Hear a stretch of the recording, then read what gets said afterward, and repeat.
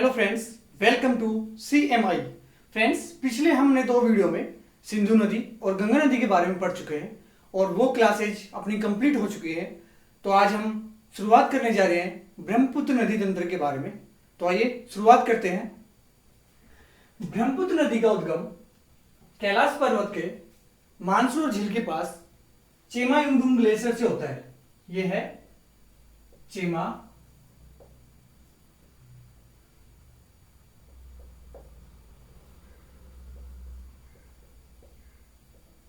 चेमायुंडुंग glacier, यहां से ब्रह्मपुत्र नदी निकलती है। यहां से निकलने के बाद यानी कि स्थान है तिब्बत में है। तिब्बत में यहां से ब्रह्मपुत्र नदी निकलती है। तो यहां से निकलने के बाद इसको सांगपो नाम से जाना जाता है। ब्रह्मपुत्र को तिब्बत में किस नाम से जाना जाता है? सांगपो के नाम से जाना जाता है। यहां से यह 1200 किलोमीटर तक हिमालय के समानांतर बहती हुई अरुणाचल प्रदेश के निकट यू आकार का टर्न लेती है और यह नामचा बरवा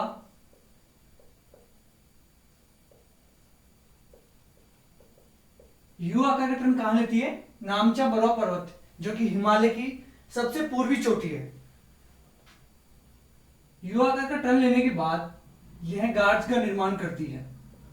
गार्ज, जिसको हम दिहांग गार्ज के नाम से जानते हैं। दिहांग गार्ज। अब ये ना अरुणाचल प्रदेश में प्रवेश कर रही है। कौन सी? सांगपो यानी कि ब्रह्मपुत्र नदी। तो इसको अरुणाचल प्रदेश में किस नाम से जानते हैं? ब्रह्मपुत्र नदी को दिहांग नदी के नाम से। ये हो गई दिहांग नदी। दिहांग नदी के नाम से जानते हैं अरुणाचल प्रदेश में इसको। दिहांग नदी की 2 सहायक नदियां हैं।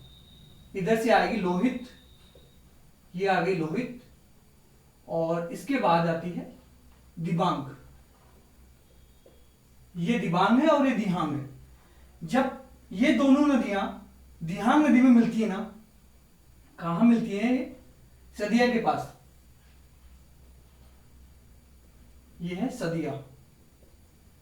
सदिया के मिलने के बाद इसका नाम ब्रह्मपुत्र हो जाता है। अब ये हो गई ये हो गई ब्रह्मपुत्र। तो इसका नाम ब्रह्मपुत्र कहां पड़ता है? असम में इसका दिहांग नदी का नाम ब्रह्मपुत्र हो जाता है। उसके बाद ब्रह्मपुत्र नदी ना 2 चैनल में विभाजित हो जाती है। एक तो होगा आपका लखीमपुर, ये हो गया लखीमपुर, एक हो गया डिब्रूगढ़। ब्रह्मपुत्र नदी लखीमपुर और डिब्रूगढ़ के निकट 2 चैनल में विभाजित हो जाती है। इसके आगे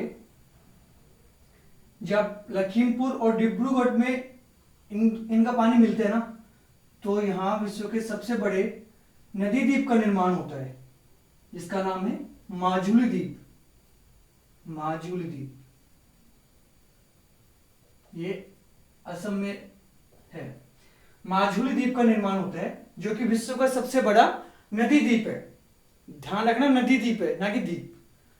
इसके बारे में एक और बात, असम सरकार ने माजुली द्वीप को नदी जिला घोषित किया है। यह भारत का एकमात्र नदी जिला है। भारत का एकमात्र नदी जिला कौन सा है? माजुली। यह भी आपको याद रखना है, माजुली। ठीक है। उसके बाद धुबरी आता है। अब देखना है कि सदिया से लेकर धुबरी तक ब्रह्मपुत्र है ना, जो रैंप घाटी में बहती है। रैंप घाटी में कहां से कहां तक बहती है? सदिया से लेकर धुबरी तक ब्रह्मपुत्र रैंप घाटी में बहती है। और इसी के निकट यह गुम्फित जलमार्ग का निर्माण करती है। गुम्फित जलमार्ग का निर्माण करती है। ठीक है। सदिया से लेकर धुबरी तक तो रैंप घाटी में बहती है। इसके बाद यह गुम्फित जलमार्ग का निर्माण करती है। असम के निकट ब्रह्मपुत्र नदी सबसे सक्रिय हो जाती है, यानी कि नैरो, बिल्कुल नैरो हो जाती है। असम के पास गुवाहाटी में यह सक्रिय हो जाती है, मात्र 1 किलोमीटर तक हो जाती है इसका बहाव क्षेत्र। ठीक है, उस असम के पास ही यहाँ पे मानस नदी आके मिलती है, जिसका उद्गम भूटान से होता है। मानस कहाँ मिलती है? असम में आके। ठीक है, उसके बाद ये धुबरी के दक्षिण में होकर बांग्लादेश में चली जाती है यहां से, और इधर है असम के पास सिलांग पठार। सिलांग पठार। ठीक है, अब रैम घाटी में देखो, रैम घाटी क्या होती है? ये कोई पर्वत है और ये कोई पठार है। तो पर्वत, ये तो हो गया पर्वत और ये हो गया पठार। तो जो समतल क्षेत्र है ना, ये बिल्कुल समतल क्षेत्र, यही कहलाता है रैम घाटी क्षेत्र। ठीक है, अब दक्षिण में मुड़ने के बाद यहां से एक नदी आती है, तीस्ता नदी। ये होगी तीस्ता नदी, जिसका उद्गम सिक्किम से जेमू ग्लेशियर से होता है। जेमू ग्लेशियर से। जेमू ग्लेशियर जो कि सिक्किम में है, यानी कि तीस्ता नदी का उद्गम कहां से होता है? सिक्किम के जेमू ग्लेशियर से। एक और बात, यहां पे सिक्किम में स्थित है एक चोटी, कंचनजंगा। कंचनजंगा जो चोटी है ना, ये भारत की सबसे ऊंची चोटी है, जो कि सिक्किम में स्थित है और ये महान हिमालय के अंतर्गत आती है।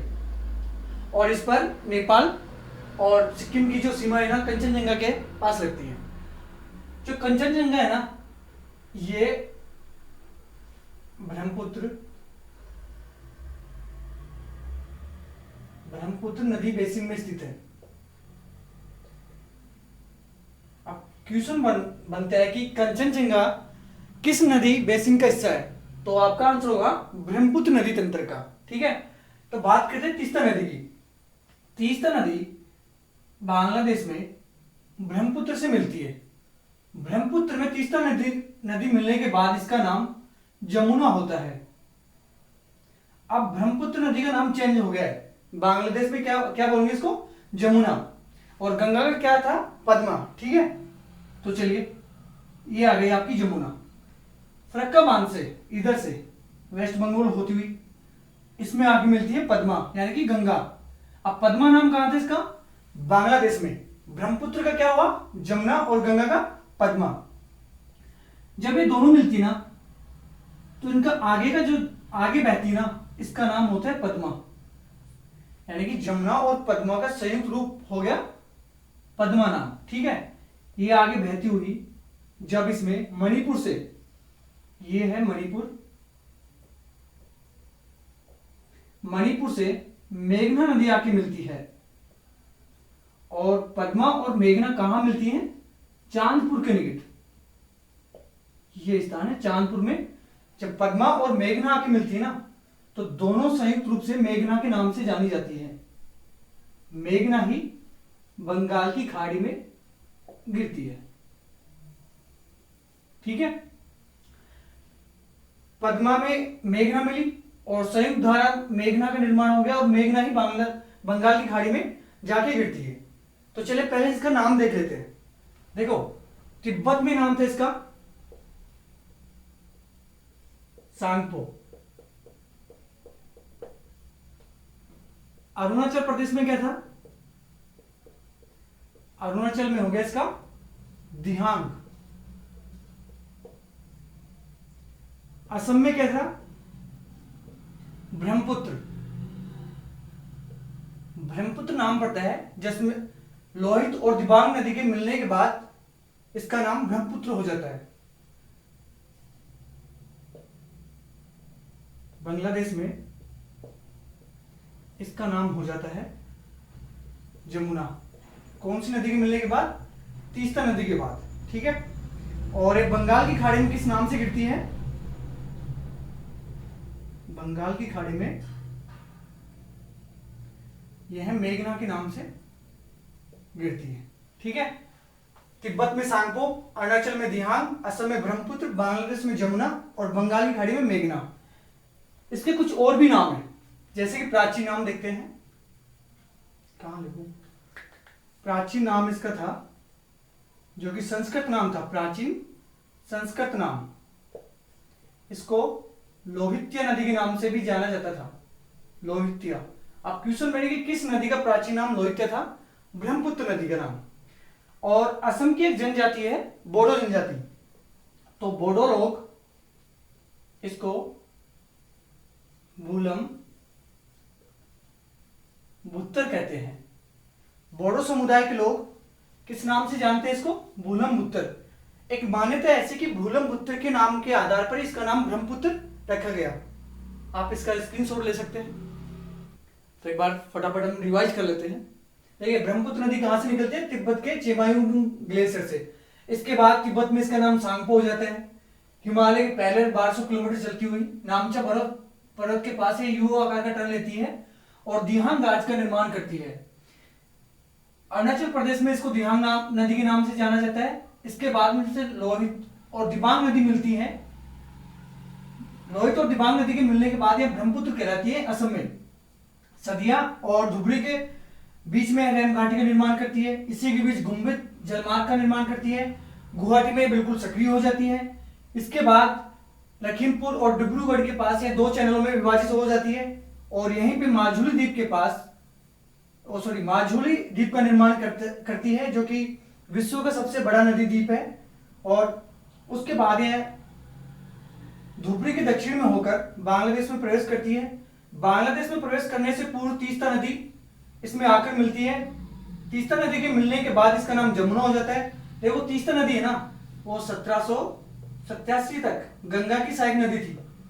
किसकी नदी थी? गंगा की सहायक नदी थी ये। लेकिन जब इस वर्ष इसमें भयंकर बाढ़ आती है और अवसादों को जमाव के कारण यह अपना रास्ता परिवर्तन कर लेती है, तो यह ब्रह्मपुत्र की सहायक नदी हो जाती है। ठीक है, ये आपको याद रखना है। तीस्ता नदी के बाद इसका नाम जमुना हो जाता है। फिर इसमें जमुना में पद्मा जब आके मिलती है तो संयुक्त नाम इसका पद्मा हो जाता है। पद्मा में फिर मेघना नदी आके मिलती है।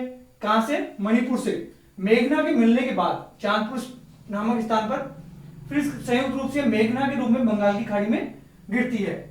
इसके नाम लेते हैं। तिब्बत में से सांगपो कहते हैं, अरुणाचल में दिहांग, असम में ब्रह्मपुत्र, बांग्लादेश में जमुना, बंगाल की खाड़ी में मेघना। प्राचीन संस्कृत नाम इसका लोहित्य था और बोडो समुदाय के लोग इसको भूलम बुत्तर कहते हैं। तो आइए अब इसकी सहायक नदियों के बारे में थोड़ा बहुत जानते हैं।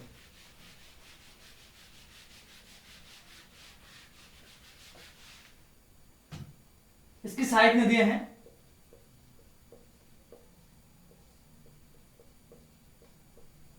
सहायक नदियां दिबांग, फिर होगी आपकी दिहांग,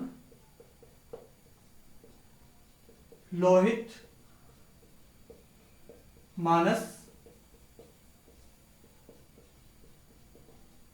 तीस्ता, सुबनसिरी,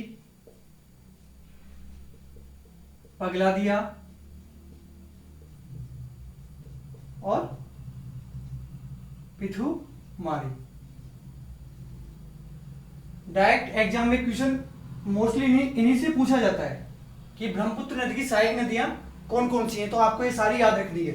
ठीक है, सबसे पहले दिबांग, दिहांग, लोहित, मानस, तीस्ता, सुबनसिरी, पगलादिया और पिथुमारी। तो फ्रेंड्स, ये था ब्रह्मपुत्र नदी के बारे में। अगर आपको वीडियो अच्छा लगा हो तो please like, comments and share. Thanks.